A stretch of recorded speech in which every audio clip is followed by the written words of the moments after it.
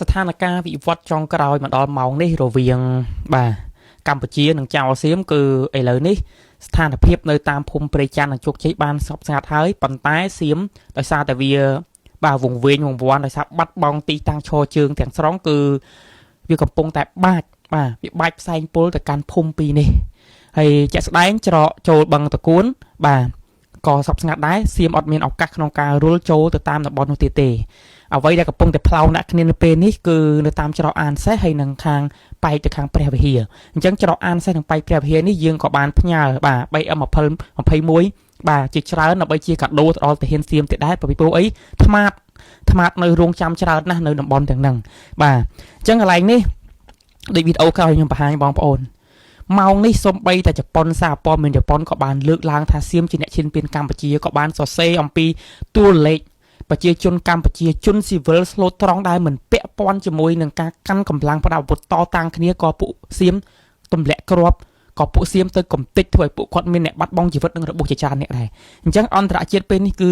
កំពុងតែថ្កោលទោសសៀមដូចគ្នាហើយអ្វីដែលសៀមកំពុងតែកពុលមុខចារឹករបស់យោធាសៀមណាបងប្អូន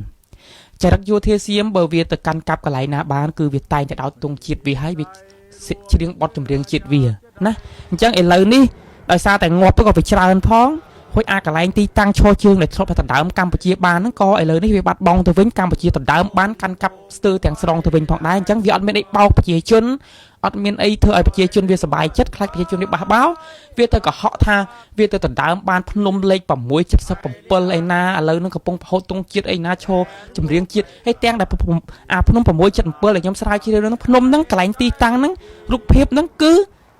ស្ថិតនៅក្នុងទឹកដីខេត្តឧត្តមរាជធានីរបស់វាណោះហើយខ្មែរយើងមិនដែលបានទៅទន្ទ្រានទឹកដីវាពីអង្ការយើងការពារតែដីរបស់យើងទេមកដល់ម៉ោងនេះយើងបាញ់ស្រោច 3M21 បាញ់ក៏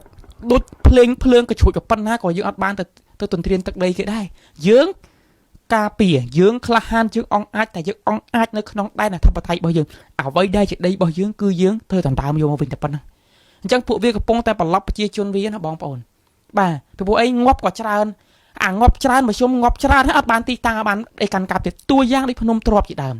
ភ្នំទ្របដូចថ្ងៃមិញនេះវាដាក់កងពលវាមកវរៈសេនាធំណាបងប្អូនឡើងទៅលើភ្នំទ្របអត់ទាន់បានដល់គោលដៅទេខ្មែរយើងបាទផ្លោងឯងក៏ជួយប្រមាណចកោមទៅដាច់ទាំងផ្លូវមុខដាច់ទាំងផ្លូវក្រោយឥឡូវហ្នឹងគឺវានៅទើចំកដាលអត់ទៅណារួចទេបាទអត់ទៅណារួចទេបាទបើវាមានអីស៊ីគ្រាន់បើអាហ្នឹងអាចរស់បានខ្លះទៅតែបើអត់ទេមានតែឲ្យថ្មាត់ស៊ីវិញនេះជាដំណឹងមួយដែលឲ្យបងប្អូនដឹងថាទាហានខ្មែរយើងអស់ចាយើងអត់មានឧបករណ៍អីណាទំនើបខ្លាំងដល់ S16 ទេណាប៉ុន្តែយើងធ្វើបានដល់ប៉ុណ្្នឹងហើយចុះបើសាក់សម័យមើលបើយើងមានដល់ S16 ទៀតសៀមមិនប៉ោងខោមិនងាប់ខ្ទេចទីងាប់ខ្ទីអស់ហើយណាបងប្អូនកន្លែងហ្នឹងប៉ុន្តែខ្ញុំចង់ប្រាប់ថាជោគជ័យទាំងអស់ហ្នឹងបានវាដោយសារមិនការរួមកម្លាំងសាមគ្គីរបស់ខ្មែរយើងទាំងអស់គ្នាទាំងយុទ្ធសាស្ត្រទាំងអីក៏ទាំងអស់ខ្ញុំនៅតែសារថាថ្នាក់ដឹកនាំបើទោះជាកន្លងមកបញ្ហាខ្មែររវាងខ្មែរយើងពិបាកនិយាយគ្នាមិនក៏ដោយបណ្ដំមកម៉ោងនេះគឺខ្មែរយើងសាមគ្គីគ្នាច្រើនណាស់នៅតែពួកមាត់បស្វាមួយចំនួនដែលព្យាយាមត្រីងិតឆ្លៀតពងយកឱកាសហ្នឹងចង់ផ្ដួលរំលំរដ្ឋាភិបាលចង់កាច់ខ្មែរគ្នាឯងតែប៉ុណ្្នឹងប៉ុន្តែខ្ញុំសុំចិត្តបងប្អូនថាជួបពួកហ្នឹងមួយប្លុកមួយ report មួយបាទព្រោះម៉ោងនេះអត់មែនជាម៉ោងដែលត្រូវខំខ្មែរនេះឯងទេហ្នឹងហើយបាទត្រូវចាំថាសាមគ្គីគឺរស់បែកបាក់សាមគ្គីគឺស្លាប់តែប៉ុណ្្នឹងតែម៉ោងនេះគឺយើងធ្វើល្អបំផុតហើយខ្ញុំមានមោទនភាពបំផុតដែលបានកើតមកជាកូនខ្មែរអត់មានប្រទេសអត់មានជនជាតិលើលោកណាដែលមានបេះដូងមនសិការទូលំទូលាយបាទមនោចេតនាជាជាងមនោចេតនានៃកូនខ្មែរទេខ្មែរនេះល្អណាស់បងប្អូនអញ្ចឹងបានជាខ្ញុំមកនៅប្រទេសគេនេះជិត10ឆ្នាំក៏ខ្ញុំអត់ដែលបំភ្លេចជាតិសាសន៍មួយនេះដែរពីព្រោះអីជាតិសាសន៍ហ្នឹងមនុស្សចេតនាពេកខ្ញុំនិយាយទៅចង់អួលដើមកគាត់ថាឃើញសកម្មភាពបងប្អូនយើងដែលចោះចែកអំណោយប្រងព្រាតអ្នកដែលមិនមែនតាហ៊ានហ្នឹងក៏សកម្មគ្រប់គ្នាគឺខ្ញុំមានអារម្មណ៍ថាអូយអស្ចារ្យមែនទែនអស្ចារ្យហ្នឹងហើយដែលធ្វើឲ្យទ័ពរបស់យើងវីរៈកងទ័ពយើងលោកមានស្មារតីរឹងមាំនៅក្នុងការតតាំងទៅទោះជាពេលខ្លះ